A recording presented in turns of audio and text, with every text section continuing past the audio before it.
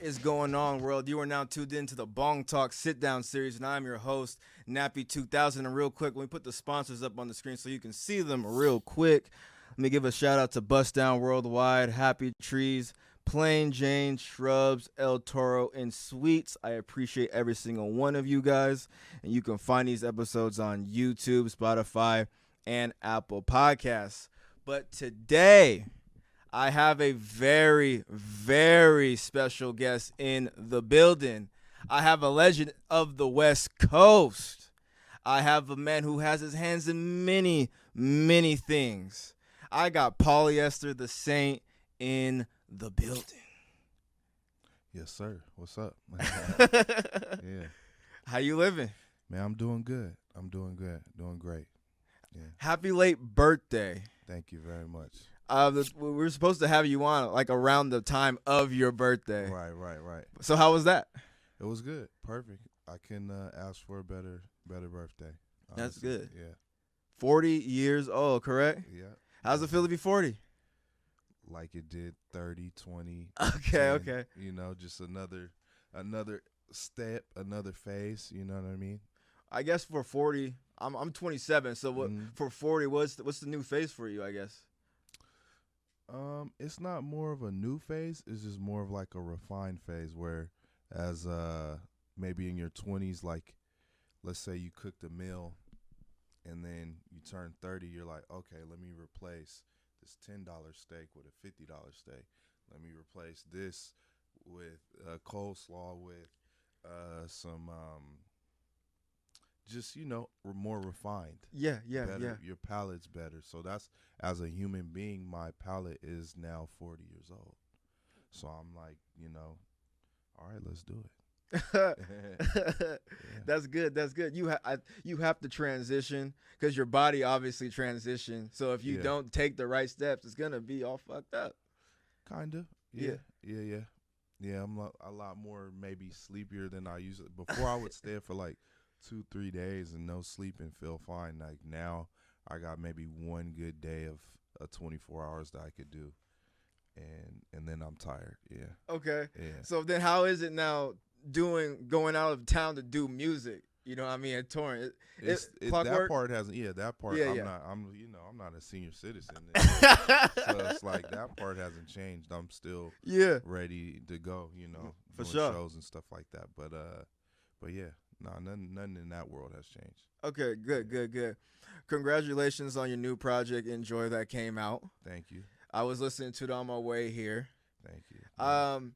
One thing I wanted to ask you, it's always been in my mind. I hear like French rosé. Yeah. You know what I mean? I hear, you know, the 5 a.m. Why don't you drop an R&B tape? Like something like that. Like those songs, when you sing like that, have a very, very good tone to it. They do. I think you need to drop a project strictly like that. You know, people have told me that before, and I think when I go to create, like that's dope that happens. I think when I go to create, it's like I'm using all the colors in the color box, and that just so happens to be one that people are like, oh, I love when you use yellow. But for me, I like to use green, yellow, purple, green, you know? So maybe one day I'll make a whole picture of yellow. You know what I mean? Yeah. That's kind of how it is.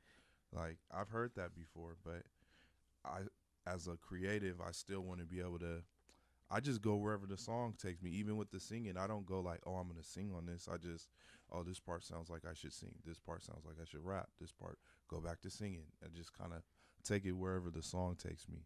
Yeah. That's true. Because there are some songs where you may keep it at that tone, but you're like, I think I need to rap now. Yeah. You do switch it up. Yeah. Maybe one day I will, though. I never really looked at trying to be a singer or a rapper, really, but you know, I'm just trying to create. Yeah, just for fun. Yeah. You might as well. It could be 5 tracks. Okay. That's it. It don't even gotta be 10, 11. It could be something smooth, something quick. Right. But I appreciate that. All right. I remember this conversation. Be like, damn, he did it. I'm going to definitely keep that in mind because you're not the first person to tell me that. Okay, cool. And like you said, you like to, you know, paint it with blue, yellow, this and that. when I was doing some research, because I probably tapped into your music not too long ago. I went to the Larry June show, Right. and I was with D Dot and Worthy, Okay. and they brought your name up. So I was like, let me tap in to his music a little bit, and I didn't know you were a producer. Okay. You were engineering, and I looked at all the different things and the different people Yeah. that you worked with. So talk about being a all around artist and having your hand in everything that you do. Well, yeah, like I look at myself as a producer first. So, and that's kind of what it was for me. I was a producer. I engineered for people. Engineering was more like a way to keep me in the field of music. So it was like having a job. You know what I mean? Producing was what I always wanted to do. So I winded up working with a lot of everybody really, a lot of different talented people and talented artists. And then over time, some of the beats I might have got on the hook, and so this person puts this song out, everybody loves it. So then I was like, okay, well, what if I made my own song? And then I did a project called Something to Crease To. And when I did that, like maybe 2 months later, I had a show in Singapore. So I was just like, oh, I just put a project out. Now I'm going overseas to perform. And I just been riding that wave ever since. So I never really had I've always just really wanted to be a producer. But now I'm glad I've done both, because being an artist kind of put the ball in my own hands, as far as like, if you're just a producer, at least in my case, I'm subject to whatever rapper raps on my beats. Yeah. But what if all of them say it's whack? Then I just sit there with beats. But if I start making my own songs, then I can rap on my own beats. You know what I'm saying? And if they don't, and that would happen a few times. I might play this for this artist or this person, and they're like, I don't know. And then I make a song out of it. And then they're like, oh, what is this? I'm like, I played you this. You just didn't hear where it was going. You know what I mean? And so it's been fun for me, honestly, being an artist and showing like what I'm into, cars, like I look at more into the lifestyle, into my lifestyle, wine, cars, Yeah. eating good, you know what I mean, Most treating definitely. people right. Lavish. Yeah. Mm-hmm. Yeah, with a little bit of ghetto, you know? Oh yeah, for sure. Yeah. Yeah. Straight from LA. Straight from LA. Exactly. Man, off topic real quick, bro. How do you feel about the Lakers? I know you from. How you feel about these Lakers, bro? Starting 0-3. I know. I'm gonna be honest. I'm disappointed. It's like your kid, man, go to school and is getting suspended and acting up at school. That's why you love them, but you know what I mean. They need a whooping. That shit is. That's just really, really what it is. And I have my ideas of what it could be, but at the same time, I also know you never know how things are going behind the scenes. But they need to just get it together. This is not Laker basketball, bro. Like, this is not it. I don't care what excuse you have. We do not condone this type of basketball playing. 0-for-11 is whack. Like, you know what I'm saying? Come on, man. I ain't played in a long time. I guarantee I'm going to put up 6 or 7. You know what I'm saying? I guarantee you give me 25 minutes, I'm going to put up 6 or 7 points. Period. 0-for-11 and 0 from 6 from 3. Yeah, that's just weak. That's just weak. Weak. And that's what gets me about that. Is like when they asked him about that, he's like, well, I felt like I played a strong game. It's like, nah, bro, that means the problem's just going to get worse. If you really think that was a strong game. I'd rather you say like, yo, everybody, I messed up. Watch this next game. Yeah. You know what I'm saying? Then Yeah. I'd be like, all right, come on, let's go. He said he's going to turn it up. But no, he thinks that 0-for-11 is a strong game. Nah, man. He got to go, bro. It's pressure, bro. It's pressure playing in LA. But he's from LA. That's every LA boy's dream, is to be like, oh, I'm gonna grow up, play basketball, go to UCLA, and then be on the Lakers, bro. Like you can't be on there scoring 0 points, bro. Everybody's watching. When you was in Houston, you might have had some of the homies watching and family members and all that, but bro, you got everybody watching you, like ready for you to take over, like, you know what I'm saying? It's probably because you got like homies from middle school, high school, and all that. You know what I mean? That's why you need to turn up. That shit, you know what I mean? That's why, man. That's why we didn't watch them other games. We watching this one. That's true. That's very Like, true. We saw a couple of those, you know, and I don't want to Westbrook bash him, but I'm definitely disappointed on you. You know what I'm saying? I'm gonna keep it real. We just want you to do better, Russ. Yeah, we just want That's you to do better, it. man. We don't call you Westbrook. We don't say none of that shit. Westbrook. Yeah, you feel me? We just want you to just be better. Yeah, nah, this is just disappointing. And by keeping it real, that's how we gonna get better. That's it. Yeah. That's it. And we were just on the subject of getting better. And one thing I like about this is when you were talking about, like, you know, someone listening to like production, Right. you were saying, I played this for you, but you didn't think it was this good. You didn't think it was better than what you heard at that very moment. And not so much better. Yeah. They just didn't see the full movie. They Yeah. didn't see the full picture. Like, oh, you read the first couple pages and you said, oh, I don't want to finish the book. But then here I go and finish the book, and then I lay it all out to you. And you're like, this is amazing. It's like, yeah, you didn't get it past, you know. And I've been in that space before when people have sent me beats. Like, you know, people have sent me beats and I just couldn't hear, I couldn't catch it. Or maybe I tried an idea and I was like, the beat's tight, but I don't like what I did. But then when somebody else comes with a new flavor and twist, you're like, oh, I didn't see it like that. Mhm. You know what I mean? Yeah. I think that's why when you make your own production and then, you know, put your own music on it, I think it's a little bit more special because you know where every pocket is. Right. You know where the cuts are at. You know where the ones at. You know Right. the ins and out of the whole Right. whole song. Right. The bounce that you're supposed to jump in. Yeah, Mhm. definitely. So talk about now helping out new artists, because I see you. How long has Westside Webb been doing music? I haven't for about like 2-3 years now. Rapping probably about a year now. A year? About it, rapping, yeah. And Okay. then, but doing, he was always a producer. He's, you know, Mm-hmm. same thing like me. But I told him the same thing. I was like, hey, you know, being a producer, that's cool.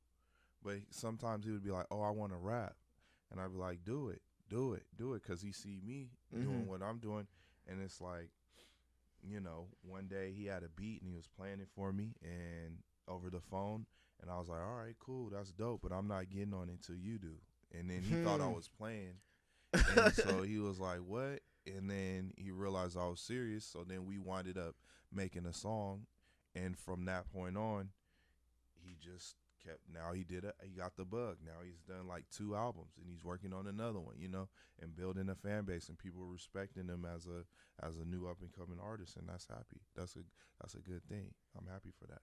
No, it is good. It's good. It's good to give people that inspiration that they may have not seen in themselves that you did. Yeah, you know the funny part is maybe that's the case. I just kind of invited him to the party. Yeah. I think he had it. He just was waiting for somebody to just say, "Hey man, come on in here, it's cracking." Mhm. And that's all. That's how I look at it. I don't know how he looks. I just say, "Hey, it's a party over here. Come on." Mhm. You Did know? someone do that for you when you started doing this?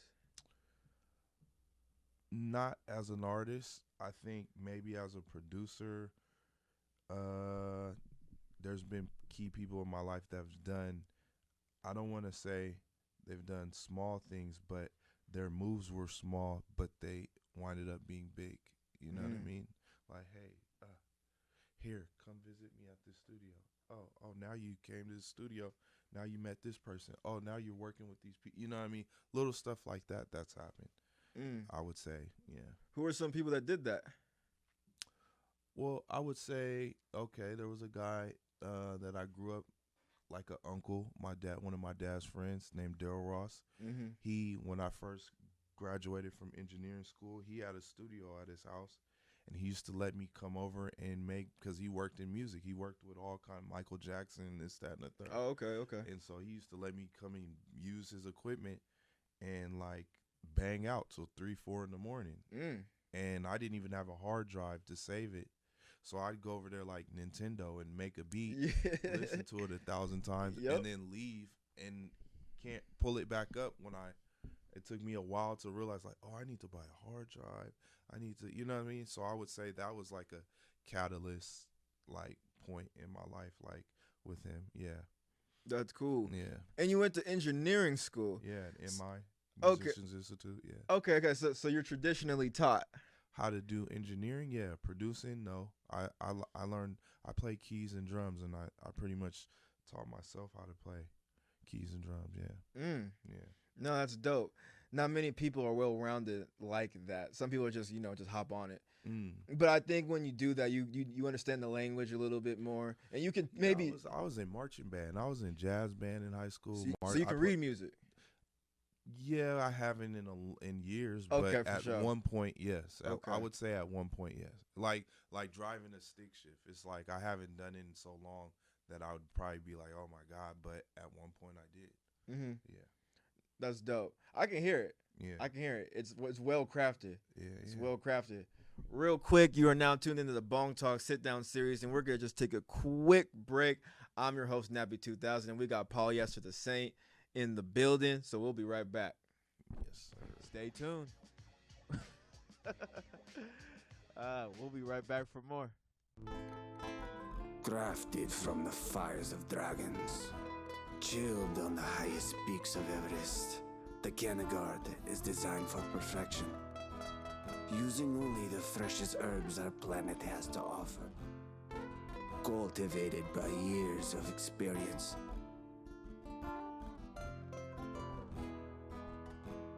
El Toro Verde, crisp, rich draw, slow resin burn.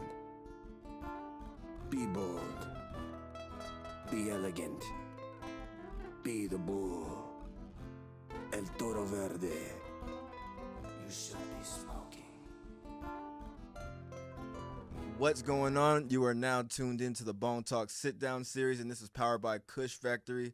Shouts out to Ricky P, and shouts out to Keller Gang once again.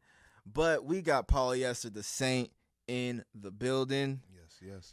So we talked about a lot of different things, but now I want to talk about Serious Business Car Club. Okay.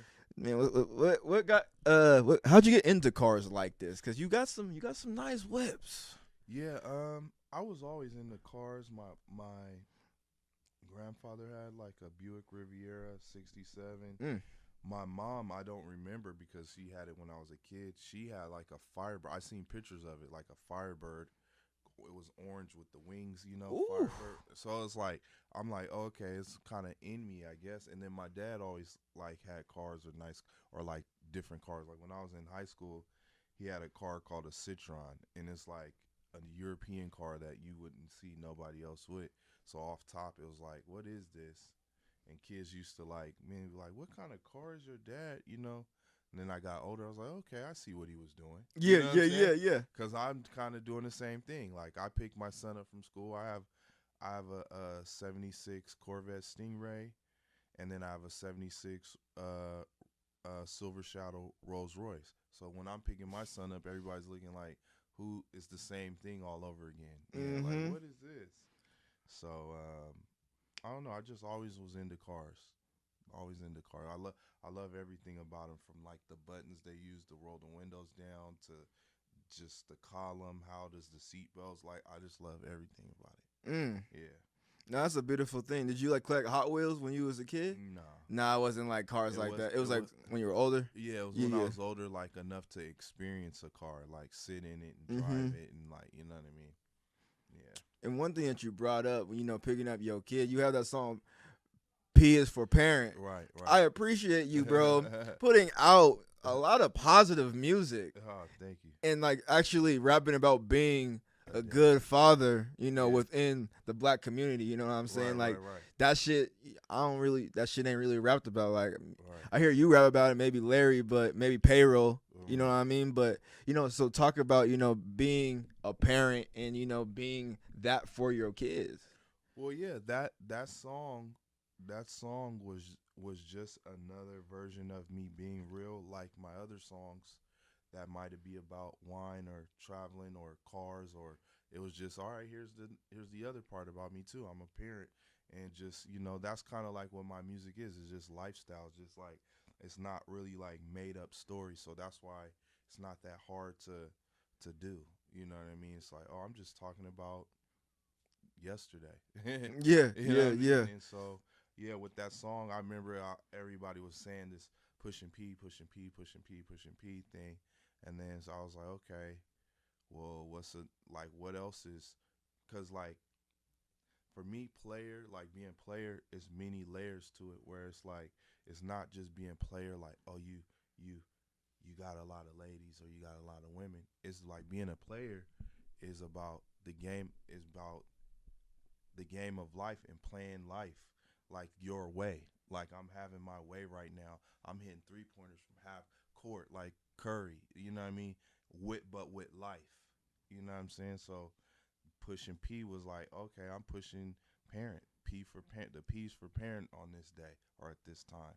And so I just talked about like literally a day or a night like that really happened in my household with my two sons. Yeah. Yeah, I appreciate that song. I heard that song. I'm like, damn. Yeah. Yeah, this song's special. Thank you. Yeah. Yeah, I really liked it too, and my sons really like it too because I say their names and stuff. Yeah. So they're just like, oh, yeah, yeah. I really like that song too. Yeah, and so I love In Us We Trust. Mm-hmm. Side A, side B. I had Hunger Force on here. Right. Yeah, so I see he's on a bunch of things. So yeah, TJ too. yeah, TJ's on here. You know what I mean. So we have different people that were here on your project. Right. I'm curious. What is where's like that 1940s, 1950s feel coming from? Is that like the movies you like growing growing up? Yeah. Well, for me, that project, the In Us We Trust, was the name of the album, but it was also the name of the company that I'm pushing forward to with me and a couple of my friends.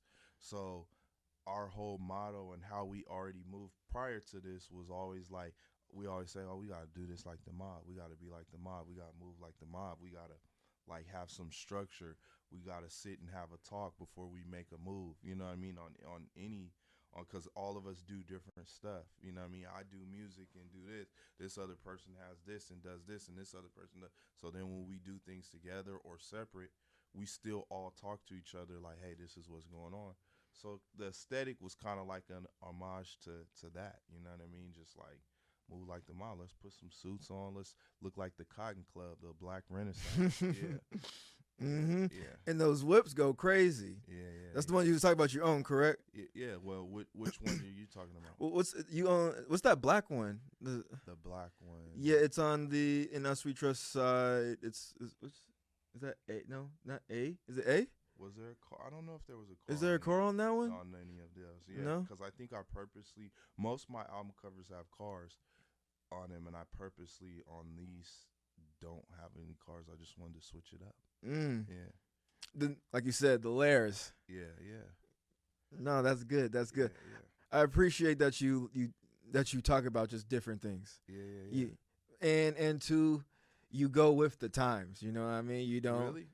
I think so. I think you're with the times. That's funny because I always felt like I was ahead or just not at the time. You know, for my experience. I'm not saying you're wrong. I just always was. That's how it always seemed like for me. Yeah. You thought you were like stuck somewhere? Like not stuck. I just always felt like okay, what I'm doing now will make sense to the rest of the world in like a year or two or three. You know what I mean? Right. When I was talking about being a player in alkaline water and all these same type of topics 10 years ago. And yeah, you were in 2012 for sure. You know what I'm saying? You were saying all these same type of with the same kind of muscle cars, all of that same type of, you know, just LA, you know, cultural things. You know what I mean? So now it's universal. Now I'm watching everybody catch up to that, and you know, that's where we're at right now. When I was saying, I'm gonna be honest, when I was saying that 10 years ago, everybody wanted to be trapping out the bando. You know what I'm saying? And I'm talking about wine. They're like, wine? We trapping out the bando and, you know, dancing like the Migos and stuff. So yeah. Like, you know what I mean? Now it's changed a little bit. Yeah. Well, I mean, you're a pioneer. You know what I mean? It can. Sometimes I think when you're doing something like that, it gets lonely at the beginning because, like you were saying, no one's catching on. But in 2022, everyone rapping about smoothies, wine, Clico, all that good shit. Yeah.